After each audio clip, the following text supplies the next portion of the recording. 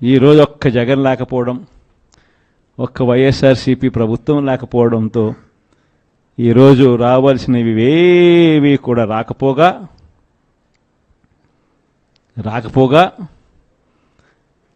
ఇంటికే వచ్చి తలుపు తట్టి చిక్కటి చిరునవ్వుతో ఇచ్చే పరిస్థితులు కూడా పోయింది.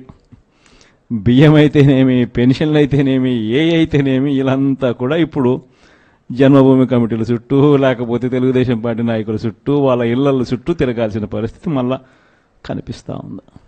ఇచ్చిన ప్రతి మాట కూడా మోసం చంద్రబాబు నాయుడు చేస్తూ ఉన్నది అనేది తేట తెల్లంగా తెలిసిపోయే విధంగా తన పాలన సాగుతూ ఉంది. ప్రతి అడుగులోనూ మోసమే కనిపిస్తూ ఉంది. పిల్లలకైతే మొన్నటిదాకా ఇంగ్లీష్ గవర్నమెంట్ బడులలో టోఫుల్ ఒక పీరియడ్గా బోధన జరుగుతూ ఉండేది. ఇంగ్లీష్ గొప్పగా పిల్లలందరూ చదువుకొని నేర్చుకొని గొప్పగా మాట్లాడే పరిస్థితి ఉండుకొని IBA సర్టిఫికెట్లు సైతం వాళ్ళు పుచ్చుకొని ఏకంగా మన పిల్లలందరూ కూడా ప్రపంచంతో పోటీ పడేలా చదువులు ఉండే పరిస్థితి నుంచి ఈరోజు చంద్రబాబు నాయుడు గారు ప్రభుత్వం రాగానే టోఫుల్ పీరియడ్ను కూడా బడులలో నుంచి తీసేశాడు. విద్యా కానుక కూడా ఈరోజు అస్తవ్యస్తంగా పంపిణీ జరిగింది. ఇంగ్లీష్ మీడియం కూడా ఎగిరిపోయే పరిస్థితులు, ఇక ట్యాబులు కూడా ఇస్తారన్న నమ్మకం కూడా లేని పరిస్థితులు. అస్తవ్యస్తంగా ఈరోజు స్కూళ్ళు కనిపిస్తూ ఉన్నాయి. మధ్యాహ్న భోజనం కూడా రోజుకొక మెనూతో గోరుముద్దు ఇచ్చే కార్యక్రమం కూడా అస్తవ్యస్తంగానే తయారైంది. ఆరోగ్యశ్రీకి సంబంధించి ఇప్పటికే 1600 కోట్ల రూపాయలు బకాయిలు, జనవరి నుంచి బకాయిలు. మామూలుగా జనవరిలో ఏదైనా బిల్స్ జనరేట్ అయితే ఫిబ్రవరిలో బిల్స్ ప్రాసెస్ చేసి మార్చిలో మామూలుగా బిల్స్ ఇచ్చేస్తారు. అంతకన్నా ఎప్పుడు డిలే ఎప్పుడు ఉండదు. కానీ మార్చిలో కోడ్ వచ్చింది. కోడ్ వచ్చిన వెంటనే బిల్స్ అన్నీ పూర్తిగా ఇవ్వడం మానేసినారు. పూర్తిగా అప్పటి నుంచి ఇప్పటిదాకా రూపాయి ఇచ్చిన పాపన పోల.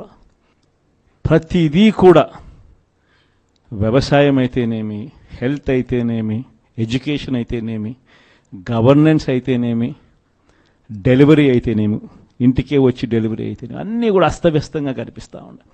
లా అండ్ ఆర్డర్ అయితే పూర్తిగా రెడ్ బుక్ పాలన జరిగిపోతూ ఉంది. అసలు లా అండ్ ఆర్డర్ ఉందా లేదా అనేది కూడా నమ్మకం కూడా ఎవరికి కలగడంలా. ఇష్టం వచ్చినట్టుగా ఎవరికి గ్రామంలో కక్షలు ఎవరికి ఉన్నా కూడా వాళ్ళ కక్షలు తీర్చుకునే దానికోసం వీళ్ళు చంద్రబాబు నాయుడు గారు ప్రభుత్వం సపోర్ట్ చేస్తూ ఉండడం ఇవే జరుగుతూ ఉన్నాయి. ఇంతటి దారుణంగా ప్రభుత్వంలో పరిపాలన సాగుతూ ఉంది. కాబట్టి ఈ 5 ఏళ్ళు నేను ఒకటే మీ అందరికీ కూడా చెప్తా ఉన్నా. ఈ 5 ఏళ్ళు నేను కష్టాలు ఉండవు అని చెప్పను, కష్టాలు ఉంటాయి. మనం విపరీతంగా వాళ్ళు హెరాస్మెంట్ కూడా చేస్తారు, అది కూడా నేను చెప్తా ఉన్నా, ఉంటాయి, కాదని నేను అనడంలా. ఇన్ఫ్యాక్ట్ నా పరిస్థితి మీ అందరికీ కూడా తెలిసే ఉంటుంది. 16 నెలలు నన్ను జైల్లో కూడా పెట్టినారు. కష్టాలు ఉండవని నేను చెప్పను, అటువంటి కష్టాలు కూడా నేను చూసిన. కానీ ఏమైంది, కష్టాలు అనేటివి ఎప్పుడు ఎల్లకాలం ఉండవు.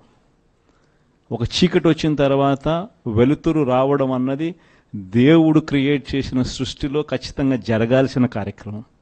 కాబట్టి కష్టాలు ఎక్కువ రోజులు ఉండవు. ఒక రాత్రి వచ్చిన తర్వాత ఒక పగలు రాక తప్పదు.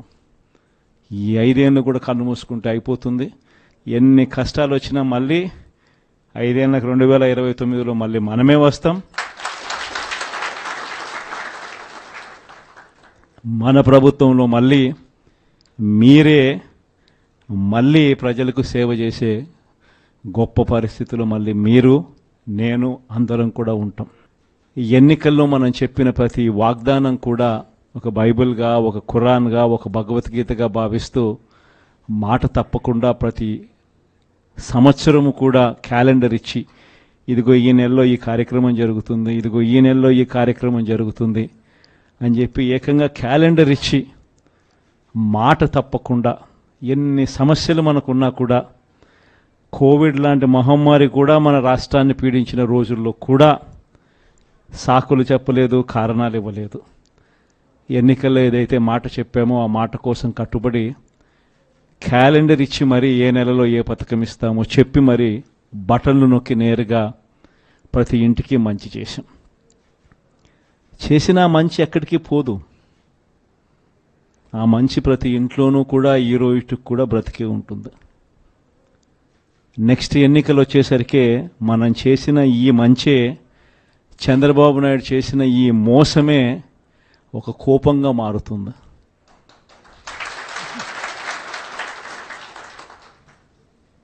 ఎందుకనంటే చంద్రబాబు నాయుడు గారి క్యాంపెయిన్ కూడా మనం చూసాం. జగన్ ఏమో పలావ్ ఇచ్చాడు, బాగానే చూసుకున్నాడు, కానీ చంద్రబాబు నాయుడు బిర్యానీ పెడతానన్నాడు. తీరా చూసేసరికి పలావు పోయింది, బిర్యానీ పోయింది, పస్తు పండుకోవాల్సిన పరిస్థితిలో ఈ పొద్దు మేము ఉన్నాము అని చెప్పి ప్రజలందరూ కూడా అనుకుంటా ఉన్న పరిస్థితిలో ఈరోజు రాష్ట్రాన్ని చూస్తూ ఉన్నాం. ఈరోజు వైఎస్ఆర్ కాంగ్రెస్ పార్టీయే, మన పార్టీయే అధికారంలో ఉండి ఉంటే ఈ పాటికే మీ జగన్ రైతులందరికీ రైతు భరోసా ఇచ్చేసిండు. ఈ పాటికే రైతు భరోసా సొమ్ముతో వ్యవసాయంలో రైతులందరూ కూడా చక్కగా వ్యవసాయం చేసుకుంటూ కనిపించుండేవారు. వైఎస్ఆర్ కాంగ్రెస్ పార్టీయే ఉండింటే, మీ జగనే ముఖ్యమంత్రిగా ఉంటే ఈ పాటికే బడులకు పోతా ఉన్న పిల్లలందరూ కూడా సంతోషంగా బడులకు పోతా ఉందరు. వాళ్ళ అమ్మలందరికీ కూడా ఈ పాటికి అమ్మఒడి పథకం కూడా ఈ పాటికి అంది, వాళ్ళందరూ కూడా సంతోషంగా ఉండుండేవాళ్ళు. ఈ పాటికి అక్క చెల్లెమ్మల ముఖంలో చిరునవ్వు కనిపిస్తూ సున్నా వడ్డీకి సంబంధించిన సొమ్ము కూడా ఆ పొదుపు సంఘాల అక్క చెల్లెమ్మలకు అందరికీ కూడా సున్నా వడ్డీకి సంబంధించిన డబ్బులు కూడా వాళ్ళందరికీ కూడా ఏప్రిల్లోనే మామూలుగా ఇస్తూ ఉంటుంది.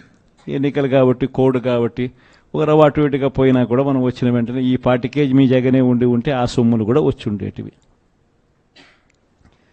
మీ జగనే ముఖ్యమంత్రిగా ఉండింటే, వైఎస్ఆర్ కాంగ్రెస్ పార్టీ మన పార్టీ అధికారంలో ఉండుంటే ఈ పాటికే విద్యా దీవెన కింద ప్రతి పిల్లాడికి కూడా వాళ్ళు కట్టాల్సిన ఫీజులు ప్రతి త్రైమాసికం 3 నెలలకు ఒకసారి వాళ్ళకు సంబంధించిన ఫీజులు మళ్ళీ 3 నెలల లోపల 3 నెలలు అయిపోయిన వెంటనే ప్రతి త్రైమాసికం వచ్చే ఫీజులు విద్యా దీవెన కింద వాళ్ళ ఖాతాల్లోకి పడుండేటివి. వసతి దీవెన డబ్బులు కూడా పడుండేటివి. మత్స్యకార భరోసా కూడా పడుండేటిది. వాహన మిత్ర కూడా పడుండేది. చేనేతలకు నేతన్న నేస్తం కూడా ఈ పాటికే పడి ఉండేది.